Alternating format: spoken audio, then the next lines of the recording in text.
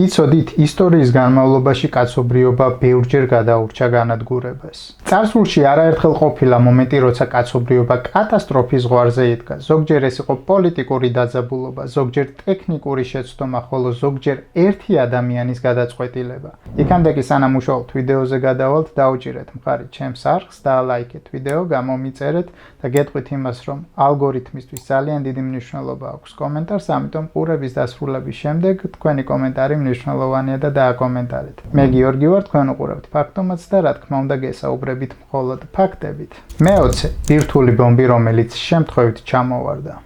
1958 წელს ამერიკული ბომბდამშენი სასწავლო ფრენას ასრულებდა სამხრეთ კაროლინის ცაზე. ერთ მომენტში ეკიპაჟის წევრმა შეცდომით გააქტიურა ბომბის ჩამოგდების მექანიზმი და დაახლოებით 3 ტონიანი ბომბი თვითმფრინავიდან მიწისკენ დაეშვა. საბედნიეროდ ეს ბომბი სრულიად შეიარაღებული ბირთვული ქობინით არ იყო აღჭურვილი, თუმცა ჩამოვარდნისას მაინც მოხდა ძლიერი კონვენციური აფეთქება. საბედნიეროდ შემთხვევის დროს არავინ დაღუპულა, თუმცა რამდენიმე ადამიანი დაშავდა. მოგვიანებით სპეციალისტებმა დაადგინეს, რომ ბომბის მთავარი ბირთვული ნაწილი თვითმფრინავში დარჩა, რის გამოც ნამდვილი კატასტროფა თავიდან იქნა აცილებული. ექსპერტების შეფასებით რამდენიმე ტექნიკური დეტალი სხვაგვარად რომ მომხდარიყო, დიდი კატასტროფა გარდაუვალი იქნებოდა. მე-19 ესპანეთში ჩამოვარდნილი 4 წყალბადის ბომბი.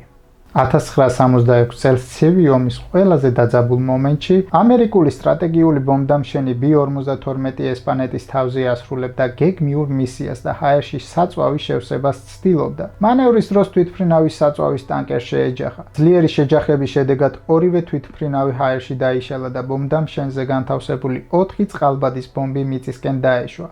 ორი ბომბი სოფელ პალომარესის მახლობლად ჩამოვარდა. მათში არსებული კონვენციური მუხტი აფეთქდა, რის შედეგადაც რადიოაქტიული მასალა გარემოში გაიფანტა და დიდი ტერიტორია დაბინძურდა. მესამე ბომბი მინდორში თითქმის უნებლად იპოვეს, ხოლო მეოთხე ხმელთაშუა ზღვაში ჩავარდა, ხოლო მისი პოვნა ურთულესი პროცესი აღმოჩნდა. ამერიკელ სამხედროებს რამდენიმე თვე დასჭირდათ, სანამ ზღვის ფსკერზე დაკარგულ ბომბს აღმოაჩენდნენ და ამოიღებდნენ. მე-18 დაკარგული ბირთვული ბომბი, რომელიც დღემდე ვერ იპოვეს. 1958 წელს ამერიკული თვითმფრინავის სასწავლო ფრენის დროს შეეჯახა სხვა თვითმფრინავს. ავარიის შედეგად ეკიპაჟს მოუწია მძიმე ბირთვული ბომბის ჩამოგდება, რათა თვითმფრინავი უსაფრთხოდ დაესვათ. ბომბი ატლანტიკის ოკეანეში სავარაუდოდ სავანას სანაპიროსთან ჩავარდა. მიუხედავად იმისა, რომ მასშტაბური სამძებრო ოპერაცია ჩატარდა, ბომბი დღემდე ვერ იპოვნეს. ეს შემთხვევა დღემდე არის ერთ-ერთი ყველაზე უცნაური და შემაშფოთებელი ბირთვული ავარია. მე-17 ტიტან-2 რაკეტის ავარია. 1980 წელს არკანზასში მდებარე ტიტან-2 სარაკეტო ბაზაზე სამხედროები გეგმიურ ტექნიკურ შემოწმებას ატარებდნენ. ერთ-ერთ ტექნიკოს შემთხვევით ხელიდან გაუვარდა მძიმე მეტალის გასაღები, რომელიც დაახლოებით რამდენიმე ათეული მეტრის სიმაღლიდან პირდაპირ რაკეტას დაეცა. დარტყმამ საწვავის ავზი გახვრიტა და შახტის შიგნით დაიწყო ძალზედ აალებადი საწვავის გაჟონვა. რამდენიმე საათის შემდეგ ძლიერი აფეთქება მოხდა, რომელმაც მთლიანი შახტა გაანადგურა. აფეთქების შედეგად ერთი სამხედრო დაიღუპა და რამდენიმე დაშავდა. საბედნიეროდ რაკეტაზე დამონტაჟებული ბირთვული ქობინა აფეთქების დროს შახტიდან შორს გადავარდა და არ გააქტიურდა. სპეციალისტების შეფასებით ბირთვული მექანიზმი რომ ამუშავებულიყო, შედაგების შესაძლოა რეგიონალური მასშტაბის ყოფილიყო, ანუ საქმე ქონოდა რეგიონალურ კატასტროფასთან. მე-16 კომპიუტერის შეცდომა, რომელმაც თითქმის ომი დაიწყო. 1989 წელს საბჭოთა კავშირის ადრეული გაფრთხილების სისტემა მოულოდნელად აჩვენებდა, რომ აშშ-მ რამდენიმე ბირთვული რაკეტა გაუშვა საბჭოთა კავშირის ტერიტორიაზე. თუმცა მორიგე ოფიცერმა სტანისლავ პეტროვმა შეაჩერა დიდი კატასტროფა. მან სწრაფად გაანალიზა, რომ მონაცემები არ ემთხვეოდა რეალობას, რადგან აშშ სტრატეგია ასეთ შემთხვევაში ბევრად მეტ რაკეტას მოიცავდა. მოგვიანებით დადასტურდა, რომ თანამგზავრების სენსორებმა მზის სხივები ბირთვულ რაკეტად აღიქვეს. პეტროვის სწორმა გადაწყვეტილებამ სამყარომ მესამე მსოფლიო ომს გადაარჩინა. მე-15 ადამიანი, რომელმაც კუბის კრიზისის დროს მსოფლიო ომი შეაჩერა. 1962 წელს კუბის სარაკეტო კრიზისის დროს ამერიკული სამხედრო გემები საბჭოთა წყალქვეშა ნავს აიძულებდნენ ზედაპირზე ამოსულიყო. წყალქვეშა ნავში მყოფი ოფიცრები უკვე დარწმუნებული იყვნენ, რომ ომი დაწყებული იყო და მზად იყვნენ ბირთვული ტორპედო გაეშვათ. პროტოკოლის მიხედვით გადაწყვეტილება 3 უფროს ოფიცერს უნდა მიეღო. 2 ოფიცერი უკვე თანხმდებოდა თავდასხმაზე, მაგრამ მესამე, ვასილი არხიპოვი, გაბედულად წინააღმდეგ წავიდა. მისმა უარმა გადაწყვიტა რეალურად მესამე მსოფლიო ომის დაწყების დაწესების ბედი, ანუ არ დაიწყო. მე-14 ნატოს წვრთნა, რომელმაც მსოფლიო ომის ზღვარზე მიიყვანა. 1983 წელს ნატომ ჩაატარა სამხედრო სწავლება, რომლის მიზანი იყო ბირთვული შეტევის მთლიანი პროცედურის სიმულაცია, თავდასხმის დაგეგმა, რაკეტების გადატანა, ხელმძღვანელობის კომუნიკაციის წვრთნა. დასავლეთისთვის ეს მხოლოდ წვრთნა იყო, მაგრამ საბჭოთა დაზვერვამ ის სრულად განსხვავებულად აღიქვა. შედეგად ბირთვული ძალების სრულ საბრძოლო მზადყოფნაში გადაიყვანეს. რაკეტები, ბომბდამშენები და სამხედრო დანადგარები მზად იყვნენ თავდასხმისთვის. რამდენიმე დღე მსოფლიო ფაქტობრივად ომის ზღვარზე იყო, ხოლო დიპლომატიურმა ურთიერთობამ რეალურად აღნიშნული კრიზისი ძალიან მარტივად განმუხტა. მე-13 სამგზავრო თვითმფრინავი, რომელმაც მსოფლიო კრიზისი გამოიწვია. 1983 წელს კორეული ავიაკომპანია შემთხვევით შევიდა საბჭოთა კავშირის საჰაერო სივრცეში. საბჭოთა გამანადგურებლებმა თვითმფრინავი ამერიკულ სადაზვერვო თვითმფრინავად აღიქვეს და მისი ჩამოგდება ბრძანეს. შეჯახების შედეგად დაიღუპა 269 ადამიანი, ყველა მგზავრი და ეკიპაჟის წევრი. აშშ-ის პრეზიდენტი რეიგანი ღიად აფიქსირებდა კრიტიკას და უკმაყოფილებას საბჭოთა კავშირის მიმართ. რამდენიმე კვირის განმავლობაში სამხედრო და დიპლომატიური რეაქციები ისეთ მაღალ ნიშნულზე იყო, რომ მსოფლიო რეალური ბირთვული დაპირისპირების რისკის ქვეშ იყო. მე-12 კუბის სარაკეტო კრიზისი. 1962 წელს ამერიკელმა სადაზვერვო თვითმფრინავებმა აღმოაჩინეს, რომ საბჭოთა კავშირი კუბაში ბირთვულ რაკეტებს აყენებდა, პირდაპირ ფლორიდის სანაპიროს სიახლოვეს. პრეზიდენტმა ჯონ კენედიმ მიმართა უპრეცედენტო ომებს და კუნძულის გარშემო საზღვაო ბლოკადა გამოცხადდა, რათა საბჭოთა მიწოდება შეეზღუდა. შემდეგ 13 დღე მსოფლიო ელოდა დაიწყებოდა თუ არა სრული ბირთვული კონფლიქტი. ორივე მხარეს უკვე ჰქონდა მზად ბირთვული არსენალი, რომლის გამოყენება რამდენიმე წუთში შეიძლებოდა.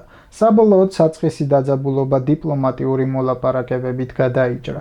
საბჭოთა კავშირმა დატოვა კუბის ტერიტორია და გაიტანა თავისი ბირთვული არსენალი. მე-11 ტანკების დაპირისპირება შუაგულ ბერლინში. 1961 წელს ბერლინის კრიზისის დროს ამერიკელმა და საბჭოთა სამხედროებმა ჩეკპოინტ ჩარლის საკონტროლო პუნქტთან ერთმანეთთან ტანკები გააგზავნეს. დაძაბულობა დაახლოებით 16 საათს გაგრძელდა. თითოეული წუთი მსოფლიო ომის რისკს წარმოადგენდა. ამ დროს მიუხედავად სამხედრო კონფლიქტის შესაძლო დაწყებისა, დიპლომატიური არხებით მოხდა ამ კრიზისის განმუხტვის საშუალება. ეს შემთხვევა დღემდე იწვევს შეშფოთებას.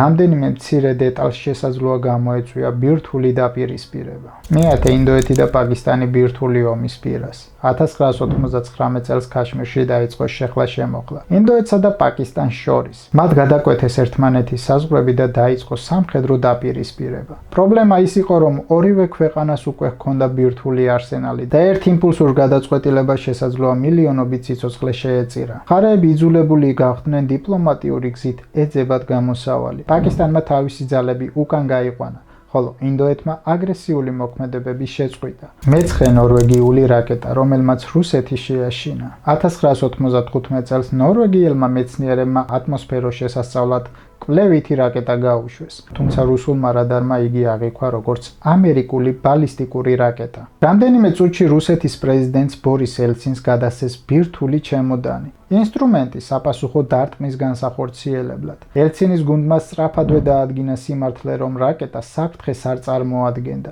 მიუხედავად იმისა, რომ ინციდენტმა საბედნიეროდ კატასტროფა არ გამოიწვია, ეს ერთ-ერთი ყველაზე საშიში მომენტი იყო შემდეგი ცივი ომის პერიოდში, რადგანაც მსოფლიო ომის დაწყება სულ რაღაც წამებმა გადაწყვიტა.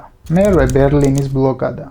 1948 წელს საბჭოთა კავშირმა დასავლეთ ბერლინისკენ მიმავალი ყველა გზა ჩაკეტა. დასავლეთის ქვეყნებს ორი გზა ჰქონდათ, ან უნდა გაერღვიათ სამხედრო ძალით აღნიშნული ბლოკადა, ან სხვა ვარიანტი უნდა მოეძებნათ. შედეგად შეიქმნა ბერლინის საჰაერო ხიდი. თვითმფრინავები დღე-ღამის განმავლობაში აწვდიდნენ საკვებს, საწვავსა და აუცილებელ ნივთებს. რამდენიმე თვის შემდეგ საბჭოთა კავშირმა ბლოკადა მოხსნა, რაც პირდაპირ კონფლიქტის თავიდან აცილებასა და ბერლინის მოსახლეობის გადარჩენას უზრუნველყოფდა. ეს ინციდენტი დღემდე რჩება ცივი ომის ყველაზე ეფექტური და ადამიანზე ორიენტირებული დიპლომატიის მაგალითად. მეშვიდე სუეცის კრიზისი. 1956 წელს ეგვიპტის პრეზიდენტმა გამალ აბდელ ნასერმა სუეცის არხი ეროვნული საკუთრების ქვეშ მოაქცია, რასაც ბრიტანეთმა, ისრაელმა და საფრანგეთმა სამხედრო ძალით უპასუხეს. კონფლიქტი სწრაფად დაიძაბა, როცა საბჭოთა კავშირი დასავლეთს ბირთვული დარტყმითაც კი დაემუქრა. საბოლოოდ, გაეროს მედიაციითა და საერთაშორისო ზეწოლის შედეგად დასავლეთმა ჯარები უკან გაიყვანეს, ეგვიპტემ კი არხის კონტროლი დაიბრუნა. კონფლიქტი დასრულდა, მაგრამ ეს შემთხვევა აჩვენებს, რამდენად სწრაფად შეიძლება რეგიონალური დაპირისპირება გადაიზარდოს მსოფლიო დაპირისპირებაში და ბირთვულ კატასტროფაში. მეექვსე იომ კიპურის ომი.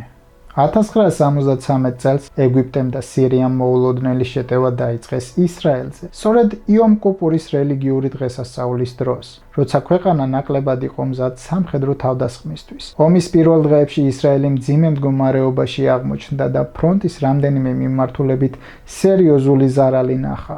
არსებობს ცნობები, რომ ისრაელის მთავრობა განიხილავდა ბირთვული იარაღის გამოყენებას, თუ სიტუაცია კიდევ უფრო მეტად დაიძაბებოდა. საბოლოოდ საერთაშორისო ზეწოლისა და მოლაპარაკებების შედეგად ცეცხლის შეწყვეტა გამოცხადდა. თუმცა ეს ომი დღემდე ითვლება ერთ-ერთ ყველაზე სახიფათო მომენტად ახლო აღმოსავლეთის ისტორიაში.